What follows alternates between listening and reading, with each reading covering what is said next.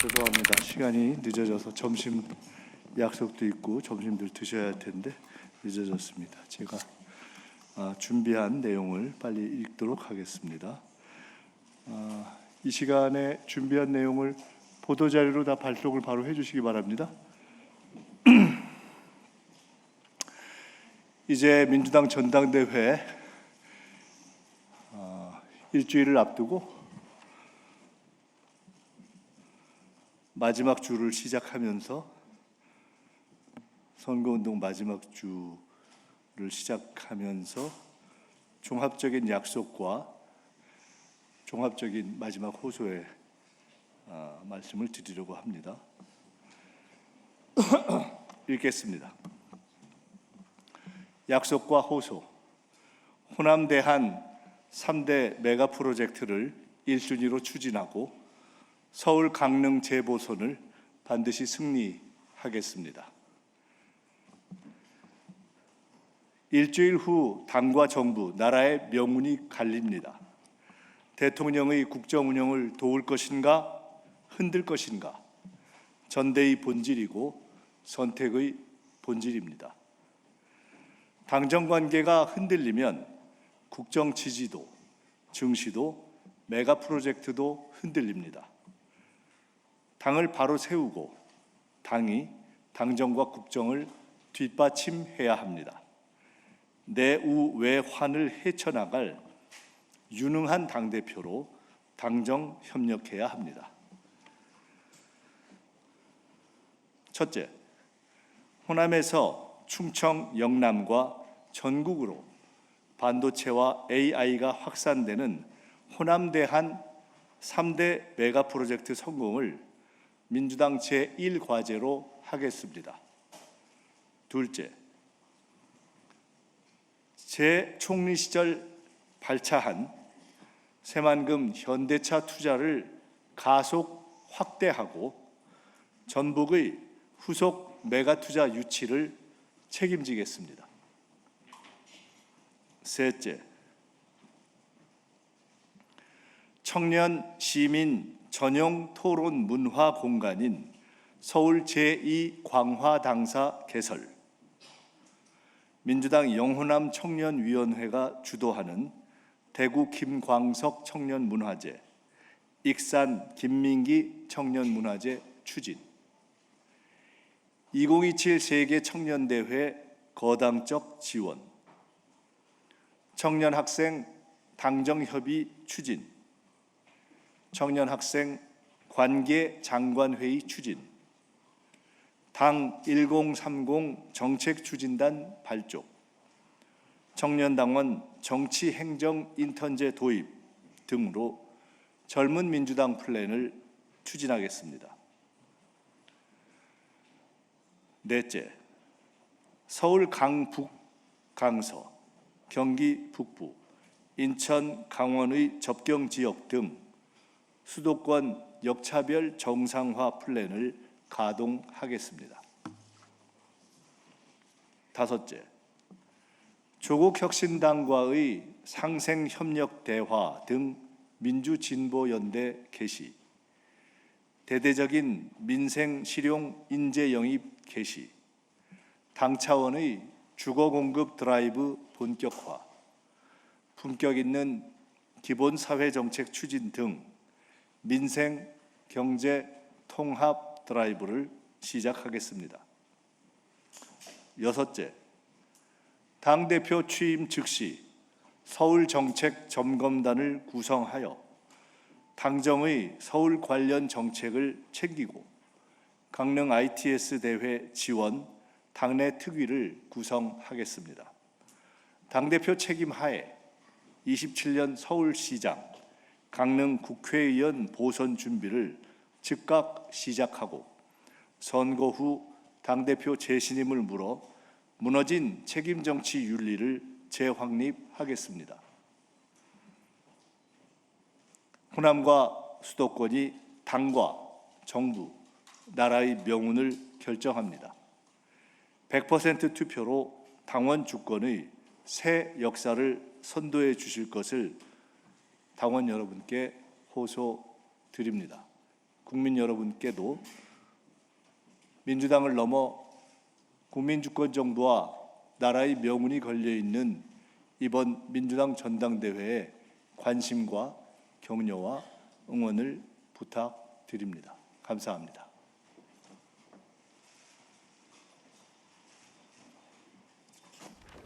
반갑습니다. 제가 할게요. 네. 저 혼자 서 있어요. 식사 시간인데 이렇게 늦어서 죄송합니다. 지금 제가 여기 좀 들리나요? 밖에? 안에서 하는 게? 다 들으셨어요? 예. 혹시 다 드릴 말씀은 지금 기자회견문으로 드렸는데 추가로 질문 있으시면 간단히 말씀드리겠습니다. 이제 전당대회 딱 일주일 남았기 때문에 마지막 주에 마지막 캠페인이 시작되는 때라 전반적인 흐름에 대해서 질문 주시면 답변 드리겠습니다. 네네. 이게 마이크가 아니죠? 나 맨날 이거 보면 마이크인가 하고. 예, 제가 좀 더 크게 말씀드릴게요. 말씀하세요. 질문이 없으면 가도 될 것 같은데. 네. 여기 먼저 주시고 그 다음에 2분, 3분 이렇게 순서대로 듣겠습니다. 예. 그 가르마니까 메이금 정선입니다. 그 가르마니나 추미애 지사님께서 정권님을 조금 더 지지해 주시는 듯한 그 입장을 좀 보여주시는 분 있는 것 같은데 혹시 경기 판을 어떻게 보시고 그게 좀 경기 판에 영향이 좀 있을 거라고 보시나요? 서울 경기의 판세는 호남 결과까지를 지켜본 후에 당과 정부의 명운이 걸려있는 이번 전당대회의 의미를 종합적으로 판단하시고 서울 경기의 시민과 도민들께서 지혜롭게 현명하게 잘 판단해 주실 것이라 믿고 있습니다.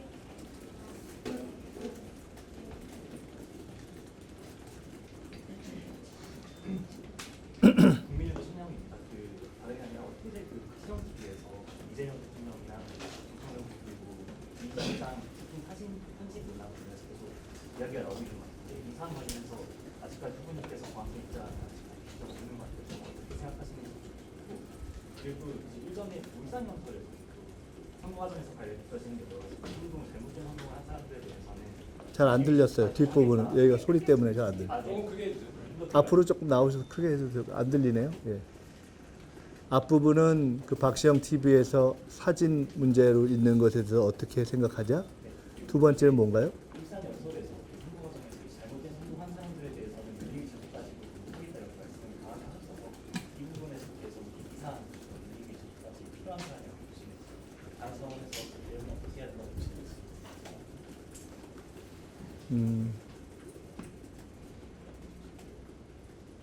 종합해서 말씀드리겠습니다.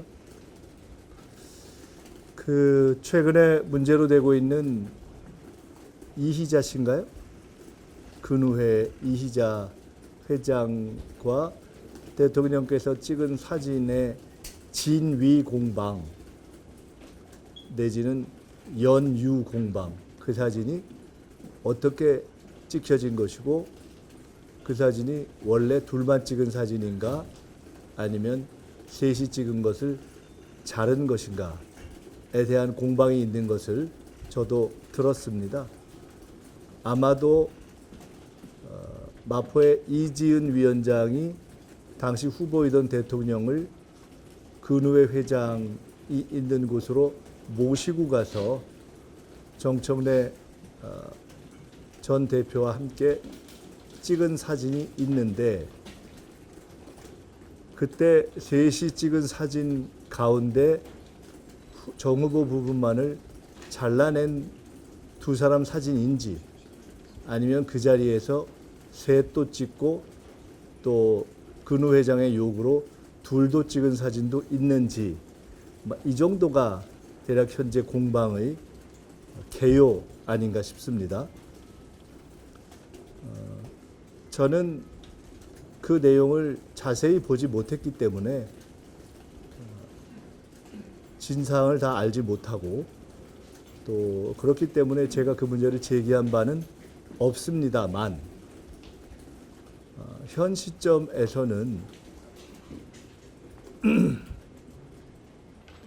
아마 그것이 문제가 된 것이 이재명 당시 후보께서도 이렇게 근우 회장과 같이 찍은 사진이 있는데 사진만으로 이재명 후보를 연결시키는 것이 맞냐? 동일한 논리로 사진을 찍혔다는 이유로 다른 분을 또 정치적으로 의혹의 대상으로 삼는 것이 맞냐? 뭐 이런 거 아닌가 싶습니다. 제 설명이 좀 복잡했다면 지금까지 건 잊어버리시고 제가 단순화시키겠습니다. 이재명 후보랑 찍은 사진이 있다고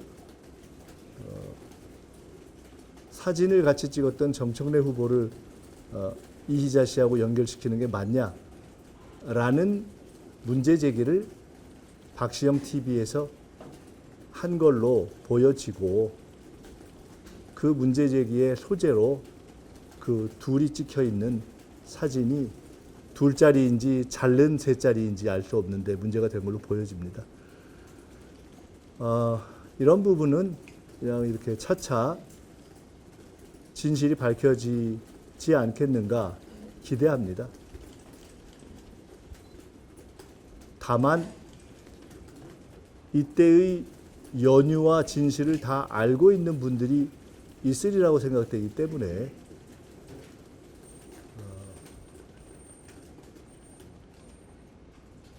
그 자리에 모시고 갔던 연유라든가 또는 이 문제가 이미 쟁점화된 이후에 충분히 상황을 파악할 수 있는 입장에 있는 분들이 이것이 쟁점화되는 방송에 관여가 돼 있다면 적어도 대통령과 관련된 부분들은 우선 정리하는 것이 상식과 예의에 맞지 않는가, 저는 그렇게 생각합니다. 아마도 지금 이것이 문제가 되는 것은 요 공방의 대통령이 우리가 흔히 생각할 때 전혀 모르고 모시고 가니까 거기 가서 사진 하나 찍었을 텐데 그것이 이런 어떤 공방의 소재로 소비되는 것에 대한 문제 제기가 지금 광범하게 된 것이라고 생각이 되고요. 그 부분에 대해서는 말씀드렸듯이 근본적인 진상과 연유의 문제와는 별도로 이 문제가 그토록 소비되도록 한데 관련되거나 또는 그 내용을 이미 알고 있는 분들이 계시다면은 그분들께서 적어도 대통령 부분을 정리했으면 끝나는 것이 아닌가라는 생각을 합니다. 또 하나 주신 질문은 제가 전당대회 과정 중에 제기한 문제들에 대한 질문인 것 같은데요. 둘로 나뉘어서 말씀을 드리겠습니다. 저는 전당대회 기간 중에 노선 문제에 대해서 매우 엄격한 비판을 했습니다. 그에 대한 엄격한 비판의 문제의식은 여전히 살아 있습니다. 그러나 전당대회는 누가 제기한 노선이 올바른가를 당원들의 선택으로 정리하는 자리입니다. 당원들의 선택으로 지금 당이 지향해야 될 노선이 정리되고 나면 그 노선에 따라서 선택된 당대표가 후속 당무를 하는 것입니다. 저는 제가 제기한 원칙과 노선에 따라 저를 선택해 주신다면 그 노선은 지켜가되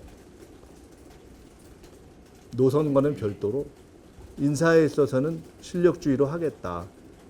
그리고 우리 당에서 많이 우려하고 있는 다양한 어떤 토론 문화의 어떤 왜곡, 이것으로 생기는 문제들은 바로잡으면서 당내 화합을 이루어 가겠다라고 이미 말씀을 드렸고, 지난 주말 이후에 거의 일주일 동안 일체 다른 후보들에 대해서 노선에 대한 내용조차도 이미 충분히 제기됐다고 보고 추가 제기를 안 하고 있습니다. 그리고 통상 네거티브라고 보여지는 분류되는 그러한 형태의 저에 대한 공세에 대해서도 굳이 대응을 안 하고 있습니다. 그리고 이미 제주 선언을 통해서 저는 8.18 이후의 민주당, 즉 8.18 민주당이 지향해야 할 화합의 방향을 주로 말씀드리고 있습니다. 앞으로도 그렇게 할 것입니다. 전당대회 기간 중에 제기된 노선의 문제는 전당대회로 지도부가 결정되고 나면 그 노선을 실현하는 것으로 해결이 될 것이라고 봅니다. 전당대회 기간 중에 제기된 개별 후보들의 어떤 개별 사안이 있다면은 그것은 그에 맞게 개별적으로 당의 절차에 따라서 진행될 것이기 때문에 저는 그런 점에서 따로 개별 후보들에 대해서 개별적으로 어떤 절차적 제기에 들어가 있는 사안은 없다, 이렇게 말씀을 드리겠습니다. 네, 잠깐만요. 여기 한 분 더 계셨던 것 같은데 원래 손든 분 중에 두 분 다 하셨네. 하시고 그다음에 또 누구 거기 나중에 하시죠. 한 번 하셨어요. 여기 또 누구시죠? 그렇게 두 분 하시고 없으면 마무리하겠습니다. 두 번째 질문은 안 받겠습니다. 네. 유성이라고 합니다. 오늘 오전 여부에서도 이제 강청래 후보가 조금 앞서는 결과가 나와 있더라고요. 예전에 유튜브 나가셔서 1차 과반을 확신한다고 하셨는데 이제 수도권 당시 이제 본인이 앞선다고 이제 정 후보가 계속 얘기하고 있어서 그런 부분에 대해서 좀 어떻게 예측하시는지, 어떻게 설득하실 것인지 그 부분에 대해서. 네, 오늘 아마 한 여론조사가 그렇게 나왔다고 들었습니다. 여론조사는 기관의 성격에 따라 그 수치도 달리 나타나고 또 그 결과가 맞는 경우도 있고 아닌 경우도 있습니다. 해서 전체적인 제 판단은 여전히 민주당과 지지층의 수도권을 포함한 전국적인 추세는 제가 우위에 있다고 판단하고 있습니다.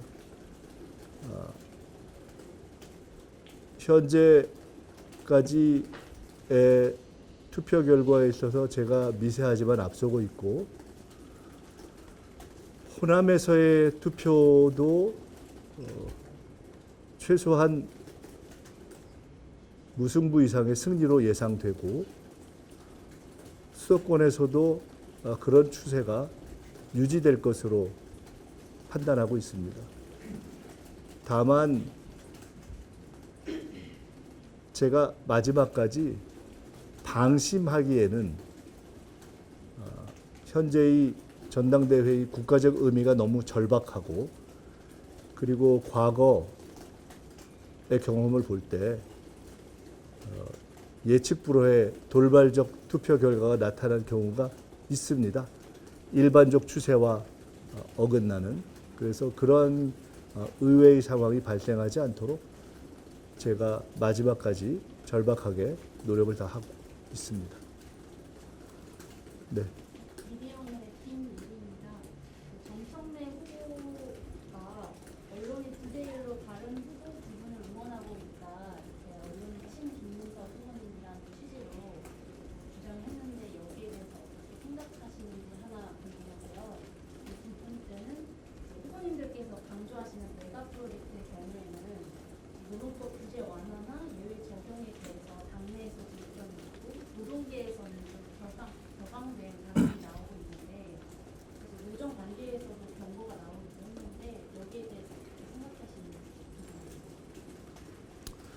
정청래 후보께서는 연임 결정을 발표하기 직전까지도 당대표직을 유지하셨던 당대표시고, 특보를 민주당 대표 사상 최대로 수천 명까지 임명하셨던 분이시고, 또 전국적으로 다양한 조직적 기반을 갖고 계신 분이시고, 또 각계각층의 다양한 미디어와의 접촉 기회를 많이 이렇게 행사해 오셨던 분이기 때문에 정청래 후보께서 어떤 형식으로든 본인이 약자의 위치에 있다라고 말씀하시는 것은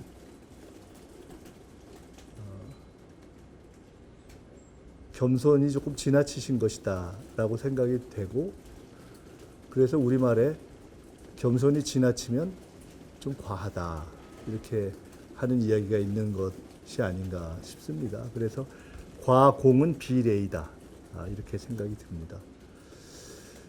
그 부분은 그렇게 말씀드리겠고요. 그 다음 질문이 뭐였죠? 후속이?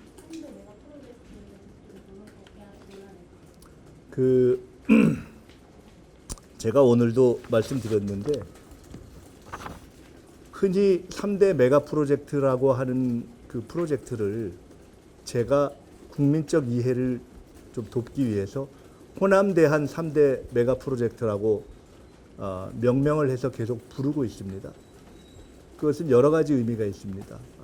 3대 메가 프로젝트 이렇게 하면은 역사적인 내용과 구체적인 내용이 잘 설명이 안 되는 면이 있어서, 호남대한 3대 메가 프로젝트라고 하면 그 프로젝트의 핵심이 반도체와 AI가 경기도 이하로 내려가지 않던 것을 호남, 충청, 영남권으로 내리는 최초의 실질적인 산업지도 대전환이라는 점을 명확하게 하고, 또 한편으로는 호남 퍼주기로 이렇게 폄하하거나 왜곡되고 있는 이 프로젝트가 실제로는 호남에서 시작하되 호남, 충청, 영남과 전국으로 이어지는, 그래서 전국성을 갖는 프로젝트라는 것을 알리는, 그래서 호남이 선도하고 대한민국이 사는 호남대한 3대 메가 프로젝트다라고 규정한 것에 의미가 있습니다. 저는 이것이 제가 총리였다면 3대 메가 프로젝트의 어떤 설명하는 공식 개념으로서도 저는 적극적으로 강조했을 것이라고 생각이 되고, 제가 당대표가 되면은 대통령께서 제기하신 3대 메가 프로젝트를 설명해야 하는 설명 의무를 가지고 있는 당정의 입장에서도, 또 국민들께 이해를 돕기 위해서도 호남 대한 3대 메가 프로젝트로 저는 당에서도 부를 것을 적극적으로 추진하려고 합니다. 이 프로젝트를 시행하는 데 있어서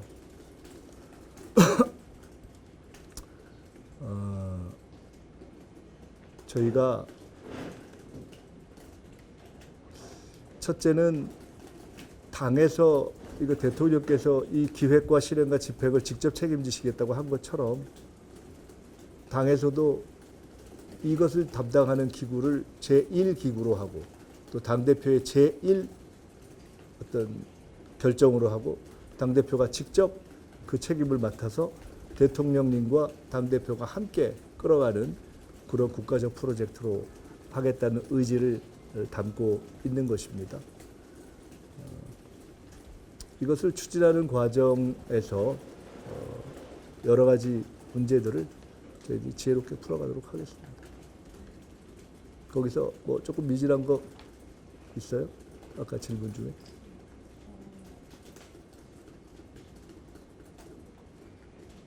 더 묻고 싶은 게 선점이랑 기념이 안에서도 사이에서도 이견이 있고, 그 부분은 제가 그 부분은 제가 다 풀어가겠다고 말씀을 드렸는데, 굳이 그거를 다시 질문하신다면 전북의 새만금 현대차 프로젝트를 추진할 때 제가 총리로서 새만금 현대차, 새만금에 투자한 현대차의 여러 가지 현안을 풀기 위해서 정부의 각 부처와 현대차까지를 참여시킨 새만금 전북 대혁신 TF라는 것을 가동해서 2개월 내에 기업의 요구와 정부 부처 내의 어떤 의견차를 다 해소했습니다. 그것이 거의 최초의 플랫폼이다 이런 얘기를 들었습니다. 호남대한 3대 메가 프로젝트를 풀어가는 과정에서도 그렇게 기업과 정부 내에서도 중앙정부와 지방정부 또 각 부처 간에 견해 차이가 있을 수 있습니다. 그 부분을 그렇게 종합적으로 풀어가도록 노력을 하겠고, 특히 제가 당대표가 되면 지명직 최고 둘 가운데 하나는 청년 선출 최고로 하고 또 하나는 노동계를 대표하는 최고위원으로 지명하겠다고 제가 말씀을 드렸습니다.